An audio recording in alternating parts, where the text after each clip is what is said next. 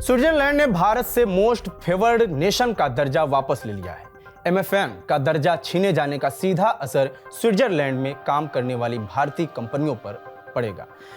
अब इन भारतीय कंपनियों को ज्यादा टैक्स भरना पड़ेगा। स्विट्जरलैंड ने डबल टैक्स अवॉइडेंस एग्रीमेंट यानी DTAA के तहत भारत को एमएफएन राष्ट्र का दर्जा दिया था। दरअसल DTAA एक तरह का एग्रीमेंट है जिसका इस्तेमाल दो देश अपने नागरिकों और कंपनियों को डबल टैक्स से बचाने के लिए करते हैं। इसके तहत किसी कंपनी या किसी शख्स को उसकी सेवाओं या प्रोडक्ट के लिए दो अलग अलग देशों में अलग अलग टैक्स नहीं देना पड़ता। 13 दिसंबर 2024 को स्विट्जरलैंड सरकार की तरफ से कहा गया कि उन्हें मजबूरन ये फैसला लेना पड़ा। उनके लिए स्विस गवर्नमेंट ने सुप्रीम कोर्ट के फैसले को जिम्मेदार ठहराया। आपको मालूम होगा कि साल 2023 में नेस्ले से संबंधित मामले में सुप्रीम कोर्ट ने फैसला सुनाया था। सुप्रीम कोर्ट ने अपने इस फैसले में कहा था, देश में DTAA तब तक लागू नहीं किया जा सकता जब तक कि इसे इनकम टैक्स एक्ट के तहत नोटिफाई ना किया जाए।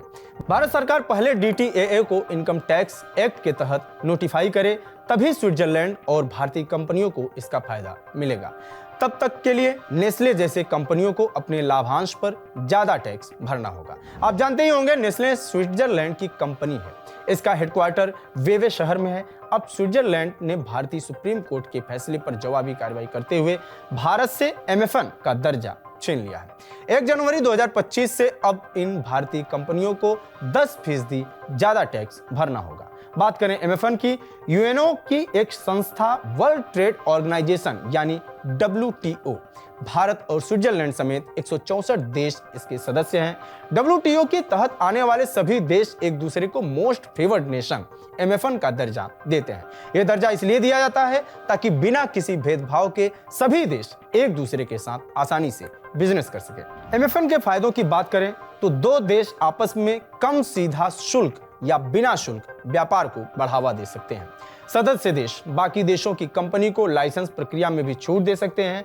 विकासशील या गरीब देशों को दूसरे देश के बाजार में आसानी से पहुंच मिलती है, जिससे बिजनेस में भेदभाव होने की गुंजाइश बेहद कम हो जाती है। समान तौर पर WTO के आर्टिकल 21B के तहत कोई भी देश सुरक्षा संबंधी विवादों के चलते दूसरे देश से यह दर्जा वापस ले सकता है। रिपोर्ट के मुताबिक इसे वापस लेने के लिए कई मुख्य शर्तें पूरी करनी होती हैं, लेकिन असल में इसे हटाने को लेकर कोई औपचारिक प्रक्रिया नहीं है। यह बात भी साफ नहीं है कि अगर कोई देश एमएफएन का दर्जा किसी देश से छीन लेता है तो वह WTO को सूचित करने के लिए बाध्य है भी या नहीं। साल 2019 में पुलवामा आतंकी हमले के बाद भारत ने पाकिस्तान से एमएफएन का दर्जा छीन लिया था, जिसके तहत पाकिस्तान से आयात होने वाली कई चीजों पर सीमा शुल्क बढ़ा दिया गया था। अब स्विट्जरलैंड के बारे में भी थोड़ा जान लीजिए। दुनिया के नक्शे में बिंदु के बराबर है देश स्विट्जरलैंड। 90 लाख के आसपास यहाँ की आबादी होगी, जबकि क्षेत्रफल होगा तकरीबन 41,000 वर्ग 285 स्क्वायर किलोमीटर। आल्प्स पर्वत इसे चारों तरफ से घेरे हुए हैं। इस वजह से ये देश प्राकृतिक संपदा से धनी है। इतना ही नहीं, यहाँ प्रति $1,000 से ज्यादा है, इसलिए यहाँ के लोगों का जीवन स्तर दुनिया में सबसे ऊंचा है। पर्यटन यहाँ की इकोनॉमी का बड़ा हिस्सा है। इसके अलावा ये देश घड़ियां, चॉकलेट और चीज एक्सपोर्ट करता है। रोलेक्स, ओमेगा, नेस्ले, टोबेलरेन जैसी बड़ी कंपनियों का दुनिया भर में कारोबार है। स्विट्जरलैंड दुनिया का एकमात्र देश है जहां प्रत्यक्ष लोकतंत्र है, यानी जनता का शासन। भारतीय संविधान में प्रत्यक्ष लोकतंत्र का कॉन्सेप्ट यहीं से लिया गया था। इटली, फ्रांस, जर्मनी और ऑस्ट्रेलिया स्विट्जरलैंड के पड़ोसी देश हैं, जिसका प्रत्यक्ष असर यहाँ के कल्चर में दिखता है। वर्ल्ड हैप्पीनेस इंडेक्स में स्विट्जरलैंड टॉप 10 कंट्रीज में शामिल है। भारत और स्विट्जरलैंड के व्यापारिक रिश्तों की बात करें तो ये रिश्ते 4 दशक से भी पुराने हैं। चीन, जापान, हांगकांग के बाद भारत एशिया में स्विट्जरलैंड का चौथा सबसे बड़ा बिजनेस पार्टनर है। साल 2021-2022 में दोनों देशों के बीच तकरीबन $18.5 बिलियन का कारोबार हुआ, जिसमें स्विट्जरलैंड ने $16 बिलियन कीमत का सामान एक्सपोर्ट किया, जबकि भारत ने केवल $2.5 बिलियन कीमत का सामान स्विट्जरलैंड को भेजा। इसमें chemical, diamond, pearl, chemical, precious stone और ज्वेलरी शामिल है। मार्च 2021 में भारत और स्विट्जरलैंड ने trade and economic partnership agreement यानी TEPA पर दस्तखत किए थे।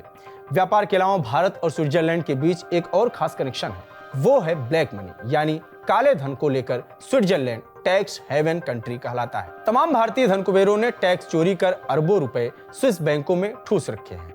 स्विस नेशनल बैंक के आंकड़ों के मुताबिक साल 2006 में भारतीयों के 650 अरब रुपए स्विस बैंकों में जमा थे। तमाम मीडिया रिपोर्ट्स ये दावा करती हैं कि ये रकम इससे कहीं ज्यादा है। हालांकि बीते कुछ सालों में भारतीयों का मोह भंग हुआ है, इसलिए स्विस बैंकों में जमा रकम तेजी से कम हुई है। साल 2024 में भारतीयों का तकरीबन 10,000 करोड़ रुपया स्विस बैंक खातों में जमा है। केवल भारतीय ही नहीं, दुनिया के तमाम देशों की संपत्ति स्विस बैंकों में जमा है। यह थी स्विट्जरलैंड की जानकारी। ये जानकारी आपको कैसी लगी कमेंट बॉक्स में जरूर बताएं। जुड़े रहिए टीवी 9 डिजिटल के साथ। नमस्कार।